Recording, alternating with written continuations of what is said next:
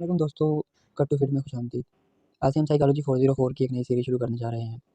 Psychology 404 से तलबा को बड़ा मुश्किल कोर्स लगता है, लेकिन मैं कोशिश करूँगा कि आपको बड़े आसान तरीके से, बड़े सहल अंदाज़ में आपको समझाऊँ और इसके सारे कंसेप्ट्स आपको क्लियर करूँ। ये साइकोलॉजी के जितने भी स्टूडेंट्स हैं, उनके लिए बहुत अहम कोर्स है, क्योंकि साइकोलॉजी में सारा यही है, मेंटल ट्रीटमेंट और ये वो। तो अगर आपको ये कोर्स, ये सब्जेक्ट ही नहीं अच्छे तरीके से आएगा, तो साइकोलॉजी करने का मेरे ख्याल से कोई फ़ायदा नहीं है। तो मैं कोशिश करूँगा आपको तमाम कंसेप्ट अच्छे तरीके से क्लियर करूँ और ये सब्जेक्ट आपको बिल्कुल इंशाल्लाह हलवा लगने लगेगा।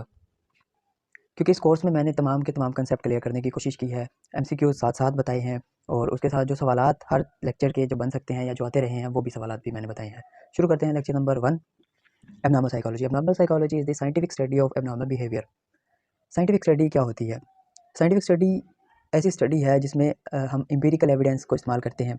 एम्पिरिकल एविडेंस मैं बता दूँ कि हमारी 5 सेंसेस जो हैं, देखना, सुनना, चखना, इन सेंसेस की मदद से हम इन सेंसेस को इस्तेमाल करते हुए कोई भी नतीजा अक्स करते हैं।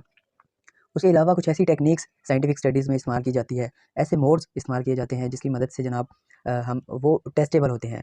ऐसे मोड्स जो कि वेरीफाइएबल हों, कोई भी उनको वेरीफाई कर सकता है, जिसके पास रिसोर्सेज हैं वो उनको वेरीफाई कर सकता है। तो ये है साइंटिफिक स्टडी। अब मैं इसको, अब नॉर्मल साइकोलॉजी साइंटिफिक स्टडी कैसे हो सकती है, क्योंकि जैसे मैंने बताया, सबसे पहली चीज़ है एम्पिरिकल एविडेंस। किसी भी शख्स को साइकोसिस का या एबनॉर्मल का टैग लगाते हुए सबसे पहले हम क्या करते हैं, उसका बिहेवियर को जज करते हैं, उसको देखते हैं कि वो क्या कर रहा है, तभी हम कहते हैं कि यार ये एबनॉर्मल है, ठीक है, साइकोसिस है, थोड़ा सा डिस्टर्ब्ड है। तो ये हम एविडेंसेस यूज़ कर रहे होते हैं। ये थी इसकी तमहीद। अब तारीफ देखते हैं इसकी क्या है। Clinically significant disturbance in an individual's cognition, emotional regulation और behaviour that cause disturbance in social, occupational और अदर इंपॉर्टेंट एक्टिविटीज़। किसी भी शख्स की वाज़ेह तौर पर सोचने समझने की कैफ़ियत का मुतासिर हो जाना, उसके एहसासात में बेज़ाब्तगी पाई जाना, मतलब जो सोसाइटी एक्सपेक्ट करे उससे, मिसाल के तौर पर अगर किसी फ़नरल के मौके पे, किसी डेथ के मौके पर कोई शख्स, उससे सोसाइटी एक्सपेक्ट करती है कि वो गमगीन हो, लेकिन कोई शख्स इस मौके पर हँसता है, तो ये जो है उसके इमोशन, एहसासात का मर जाना कहलाता है। तो इस तरह के कुछ बिहेवियर्स, और कुछ ऐसा बिहेवियर अपनाए वो शख्स जिसकी वजह से उसकी समाजी ज़िंदगी, सोशल लाइफ डिस्टर्ब हो, उसका जो जॉब है वो डिस्टर्ब हो, उसका कारोबार मुतासिर हो, कोई भी काम जो है वो कर रहा हो, अगर मिसाल दूँ मैं, स्टूडेंट है तो वो पढ़ लिख ना सके, तो ये उसकी जो है एबनॉर्मल साइकोलॉजी, एबनॉर्मल कहेंगे हम उसे। अगली स्लाइड है 4 Ds best explaining abnormal psychology. Deviance, irregularity, distress, pain और suffering, dysfunction, malfunction, danger for self and others. एक एक को हम देख लेते हैं कि ये क्या चीज़ है। सबसे पहला है डेवियंस। डेवियंस का मतलब होता है डेविएट करना। मतलब ये है कि सोसाइटी हमसे कुछ ना कुछ रूल्स हम पर लागू कर रही होती है, कुछ हमसे एक्सपेक्ट कर रही होती है, एक ख़ास तरह का बिहेवियर। जैसे मैं मिसाल दूँ, शादी के मौके पर खुशी का कुछ हमसे एहसास तवक्को करती है, गम के मौके पर गमगीन होना ये तवक्को करती है। इसी तरह के कुछ और जो है सोसाइटी हमसे उम्मीदें लगाई हुई होती है कि यार ये इस तरह से जो सोसाइटी के स्टैंडर्ड रूल्स हैं उनको फॉलो करना। अब कोई शख्स अगर सोसाइटी के रूल्स को फॉलो नहीं करता, चलता है, तो उस शख्स को साइकोसिस कह सकते हैं, एबनॉर्मल कह सकते हैं। उसके अलावा डेविएंस में ये भी एक चीज़ बड़ी अहम है कि कोई चीज़ हमारे यहाँ जो सोसाइटी में राइज है, जो कल्चर हमारे यहाँ है, वो किसी और कल्चर में उस तरह को, उस चीज़ को स्टैंडर्ड ना समझा जाए। मैं मिसाल दूँ इसकी, जैसे अंगूठा दिखाते हैं हम, तो उसका मकसद ये होता है कि ओके ठीक है, मैं समझ गया आपकी बात। लेकिन अगर यही अंगूठा मैं अमेरिका में जाकर दिखाऊँ, तो वो इसको समझेंगे कि ये मेरी तज़लील कर रहा है। तो इस तरह से ये सोसाइटी वाइज़ भी ये चीज़ें चेंज कर रही होती है। तो अब कैसे चेंज, इसको हम कैसे समझें? तो उसके लिए बाकायदा से स्टैंडर्ड्स बनाए हुए हैं, पूरा एक मैनुअल है DSM-5 के नाम से। उसमें हर एक बिहेवियर लिखा हुआ है, वो हम पढ़ते जाएँगे अगले लेक्चर्स में। तो ये सिर्फ़ अभी एक तरह से तारुफ़ है आप। अगला है जनाब डिस्ट्रेस। डिस्ट्रेस ये है कि किसी भी तकलीफ़ से इंसान अगर निकले ही ना, तो उसको डिस्ट्रेस की कैटेगरी में फ़ॉल करवाएँगे।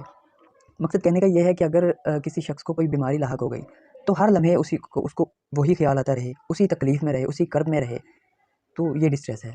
अगर किसी की कोई अज़ीज़ उससे बिछड़ गया है, कोई डेथ हो गई है किसी की, तो वो उसके गम में मुब्तला रहे, तो ये डिस्ट्रेस है। तीसरा जो डी है वो है डिसफंक्शन। डिसफंक्शन से मुराद ये है कि ऐसा शख्स जो कि एबनॉर्मल है, वो किसी काम का नहीं रहता, वो जो उसकी ज़िम्मेदारियाँ है उसको वो निभा नहीं सकता। जैसे अगर मैं मिसाल दूँ, एक तालिब इल्म है, तो उसकी ज़िम्मेदारी है पढ़ना, लेकिन वो पढ़ ही नहीं पाता। एक तो होता है जानबूझ के हरड्रामी करना, वो नहीं, बल्कि उसमें वो एबिलिटीज़ ही नहीं होती, उसका कुछ ना कुछ कॉग्निटिव साइकिल डिस्टर्ब हुआ हुआ होता है, जिसकी वजह से वो पढ़ नहीं पाता, उसकी एबिलिटीज़ डिस्टर्ब्ड होती हैं। तो ये है डिसफंक्शन, मतलब जो उसकी ज़िम्मेदारियाँ है वो निभा नहीं सकेगा, जो उसका काम है वो नहीं कर सकेगा। इसी तरह अगर कोई जॉब करता है तो वो अपनी जो नौकरी है वो सही तरीके से नहीं कर सकेगा। अगला डी है डेंजर। अब ऐसा शख्स अब अगला है डेंजर। ऐसा शख्स जो एबनॉर्मल है, वो तो जनाब ख़तरा है अपने लिए भी और दूसरों के लिए भी। हमारे यहाँ वैसे भी ये राइज है कि जो पत्थर मारता है वही पागल है। तो जो पत्थर मारता है हम उसको खतरे का बाई समझते हैं। उसके अलावा हमने ये भी नोटिस किया हुआ है कि जो इस तरह के नॉर्मल होते हैं वो दूसरों के लिए तो खतरा होते हैं, वो खुद अपने लिए अपनी ज़ात के लिए भी खतरा होते हैं। अक्सर हमने देखा हुआ है वो अपनी नब्ज़ काट रहे होते हैं, अपने आपको नुकसान पहुँचा रहे होते हैं, दीवारों में सर मार रहे होते हैं। तो ये खतरा जो है अपने लिए भी है और दूसरों के लिए भी है। तो ये जो 4 डी मैंने बताई आपको, डेविएंस, डिस्ट्रेस, डेंजर, डिसफंक्शन, ये 4 चीज़ें अगर किसी शख्स में पाई जाए, और ज़रूरी नहीं है अगर ये 4 चीज़ें पाई जाए तो उसको हम टैग कर देंगे कि ये एबनॉर्मल है, नहीं, उसका भी फिर बाकायदा एक क्राइटेरिया है और फिर मुख्तलिफ इसकी क्लासिफ़िकेशंस हैं, सेक्शंस हैं, हम उसको वो फ़ाल करवाएँगे कि ये इस सेक्शन में, इस क्राइटेरिया में है। उसकी सिवेरिटी भी फिर डिस्क्राइब होती है कि इस सिवेरिटी में है ये। अच्छा, ये जो हमने 4 डी पढ़े हैं, ये हमें बताते हैं कि किसी भी शख्स का या कोई भी शख्स एबनॉर्मल है। ये उस पे टैग लगाते हैं कि ये शख्स एबनॉर्मल है। अब इस एबनॉर्मैलिटी की या इस शख्स के एबनॉर्मल होने की क्या वजूहात हो सकती हैं, वो इस स्लाइड में है। सबसे पहली वजह हो सकती है बायोलॉजिकल फैक्टर्स। बायोलॉजिकल फैक्टर्स में एक तो जेनेटिक हो सकता है कि उसको मोरूसी ऐसी कुछ बीमारियाँ दी गई हैं जो कि उसके नॉर्मल बिहेवियर में है। जैसे मैं आपको बताऊँ, सिज़ोफ्रेनिया, ये सिज़ोफ्रेनिया भी आगे हम पढ़ेंगे। और बायोकेमिकल इम्बैलेंसेस, हमारे जिस्म में हमें पता है कि मुख्तलिफ केमिकल रिलीज़ होते हैं। जैसे हम खुश होते हैं तो उसका अलग से केमिकल है, गुस्सा होते हैं तो उसका अलग से केमिकल है, एंग्ज़ायटी के लिए अलग से केमिकल है गाबा और सेरोटोनिन। तो ये कुछ केमिकल्स रिलीज़ होते हैं हमारे मुख्तलिफ स्टेट्स को देखकर। तो उन स्टेट्स, ये जो केमिकल है अगर इनके रिलीज़ होने की मिकदार कम या ज़्यादा हो जाए तब भी किसी भी शख्स को जो है ये एबनॉर्मलिटी लाहक हो सकती है। और nervous system problem, nervous system हमें पता है कि हमारा जो किसी भी सिस्टम से, हाथ से, पाँव से, कोई भी अगर हम सेंस कर रहे हैं तो वो दिमाग तक जो पैगामात पहुँचता है वो नर्वस सिस्टम के ज़रिए से पहुँचता है। और ये न्यूरॉन्स होते हैं जो एक हिस्से से दूसरे हिस्से तक मैसेजेस पहुँचाते हैं। अब इन नर्वस सिस्टम में अगर कोई मसला आ जाए, या तो न्यूरॉन, एक न्यूरॉन दूसरे न्यूरॉन से जो है वो डेंड्राइट के ज़रिए से मिला होता है। अब जब और ये जो मालूमात का तबादला हो रहा होता है, ये एक तरह से न्यूरोट्रांसमीटर के ज़रिए से हो रहा होता है। तो इन जो न्यूरॉन्स के दरमियान गैप होता है उसको फ़िल करने के लिए, उसको कोप करने के लिए न्यूरोट्रांसमीटर्स होते हैं। तो अगर ये न्यूरोट्रांसमीटर में किसी तरह से मसला आ जाए, ठीक है, तो इस वजह से भी बीमारियाँ हो सकती हैं। इसके अलावा कुछ साइकोलॉजिकल फैक्टर्स भी हो सकते हैं। साइकोलॉजिकल फैक्टर्स में सबसे पहली बात तो कॉन्फ्लिक्ट्स हो सकते हैं। कॉन्फ्लिक्ट्स, मैं आपको बताऊँ कि अगर किसी भी शख्स को चाहिए हैं ₹10 और उसको मिलते हैं ₹5, तो कॉन्फ्लिक्ट होगा। जैसे उसको ज़रूरत है ₹10 और उसकी जो ₹10 की ज़रूरत से जो दूसरी ज़रूरत थी, उसके खाने का या पीने का इंतज़ाम होना था ₹10 में, वो अब ₹5 में तो नहीं हो पाएगा। तो इस तरह से कुछ कॉन्फ्लिक्ट्स जनरेट होते हैं। ये एक सादा सी मैंने मिसाल दी है।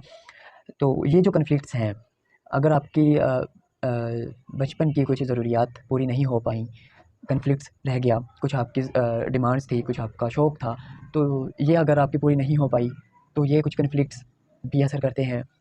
और उसके अलावा लर्न्ड रिस्पॉन्स में मैं आपको बताऊँ तो कुछ इस तरह के वाक़यात हुए होते हैं जो कि मुस्तक़बिल में उसके लिए प्रॉब्लम क्रिएट करते हैं। जैसे लर्न्ड रिस्पॉन्सेज़ की मैं मिसाल दूँ तो फ़ोबियाज़, तमाम फ़ोबियाज़ जो हैं वो तकरीबन लर्न्ड रिस्पॉन्सेज़ के ही नतीजे में होते हैं। जैसे अगर फ़ोबिया मैं बताऊँ, किसी शख्स को अगर साँप से फ़ोबिया है, तो हो सकता है उसकी ज़िंदगी में कुछ ऐसा वाक़यात हुआ हो जिसकी वजह से उसे साँप से डर लगना शुरू हुआ हो, या बचपन में उसको इस कदर साँप से डराया गया हो कि अब मुस्तक़बिल में या जवानी में भी उसको साँप से डर लगना शुरू हो गया हो। उसके बाद है इरेशनल थिंकिंग, कुछ हमारे थिंकिंग पैटर्न भी इस तरह से होते हैं जो कि फ़ोबियाज़ क्रिएट करते हैं। जैसे हम, अगर मैं ऐसे फ़ारिग बैठा हुआ सोचता रहूँ कि अच्छा अगर साँप आ गया तो ये वो, तो ये कुछ इस तरह की हमारी इरेशनल थिंकिंग भी होती है, तो ये भी बड़े मामलात हैं। अगला फैक्टर है socio cultural factor. Socio cultural factor में ये है कि जनाब हमारा जो माशरा है, हमारी जो सोसाइटी है, वो हमें शेप कर रही होती है, हमारा बिहेवियर शेप कर रही होती है। और इसकी मिसाल मैं ऐसे दूँ कि किसी भी शख्स को अगर ख़ानदान से चीज़ें सेट करने का वो विरासत में मिला है कि हाँ ठीक है, हर चीज़ मैंने जगह पे रखनी है। उसने देखा है अपनी फ़ैमिली में कि उसके जो वालिदा है या उसके वालिद जो हैं वो चीज़ को हर जगह पे रख रहे हैं, उसके प्रॉपर उसकी सेटिंग है। तो उसके अलावा हर चीज़ को सँभाल के रखना है कि यार ये ठीक है, ये भी काम आएँगे, ये भी काम आएँगे। हालाँकि उन चीज़ों की कुछ वैल्यू नहीं होती, लेकिन वो वैसे ही सँभाल कर रख रहे होते हैं। इसको होर्डिंग डिसऑर्डर कहते हैं वैसे। ये हम आगे भी पढ़ेंगे, तो ये इसकी एक मिसाल है। तो हमारी जो सोसाइटी है या कुछ चीज़ें हमारे कल्चर का हिस्सा होती हैं, तो ये भी हमें जो है इस तरह का हमारा पैटर्न बनाती हैं। अब मैं आपको एक बात ये ज़हन में बिठा दूँ कि एबनॉर्मलिटी या एबनॉर्मल साइकोलॉजी से मुराद सिर्फ ये नहीं है कि कोई भी शख्स अगर किसी को पत्थर मार रहा है या भाग रहा है, ठीक है, अपनी नस काट रहा है, तो यही नॉर्मल साइकोलॉजी है, वही शख्स मेंटली रिटार्डेड है या साइकोलॉजिकली प्रॉब्लम का शिकार है। मैंने जैसे बताया कि अगर किसी शख्स के स्लीप पैटर्न डिस्टर्ब हुए हैं तो उसको भी कह सकते हैं एबनॉर्मल साइकोलॉजी, उसी में वो भी ट्रीट कर रही होती है। उसके अलावा एबनॉर्मल साइकोलॉजी ट्रीट कर रही होती है होर्डिंग डिसऑर्डर को, जैसे मैंने बताया कि कोई शख्स चीज़ों को तरतीब करके रख रहा है या जमा करके रख रहा है, हालांकि उनकी कोई वैल्यू नहीं होती। ये अब ये देखें, ये ऐसे मामला हैं हम इनको नज़रअंदाज कर देते हैं, लेकिन ये चीज़ें एबनॉर्मल साइकोलॉजी में है और इसकी बाकायदा एक वो DSM-5 में इसके बाकायदा से वो सेक्शन बने हुए हैं, ठीक है। तो ये आप अपने जहन से निकाल दें कि कोई भी शख्स अगर पत्थर मारेगा तभी वो एबनॉर्मल होगा। उसके अलावा ड्रग एडिक्शंस हैं, ये भी एबनॉर्मल साइकोलॉजी का हिस्सा है, ठीक है। तो ये कुछ फैक्टर्स थे एबनॉर्मल साइकोलॉजी के। और हाँ, इसी के साथ जनाब ये लेक्चर ख़त्म हो गया, बस ख़त्म। अच्छा, इसमें जो MCQs हैं वो ये है, which of the following D is not associated with mental disorder. अब इसमें ये था कि 4 डी दिए हुए थे, 3 डी दिए हुए थे, चौथा कुछ और ऑप्शन था, तो ये है। मतलब ये 4 डी के नाम तो आपको लाज़मी आने चाहिए। Distress is hallmark of psychological disorder, तो इसका जो जवाब है वो डिस्ट्रेस है। जो जवाब है वो मैंने बोल्ड करके लिखा हुआ है, और जो जिन पे ये स्टार बना हुआ है वो भी जनाब ये है कि पेपर में या MCQs में पूछे गए हैं। तो ये आप वीडियो पॉज़ करके देख लीजिएगा। और इससे जो सवाल हैं वो ये है, what is abnormal psychology, 3 number का सवाल आया था ये, और व्हाट फैक्टर काज़ेज़ मेंटल डिसेबिलिटी, ये 5 नंबर का था। इसी के साथ ये लेक्चर ख़त्म हुआ। वीडियो पसंद आई है तो लाइक करें, चैनल को सब्सक्राइब करें। मिलते हैं लेक्चर 2 में, तब तक अल्लाह हाफ़िज़।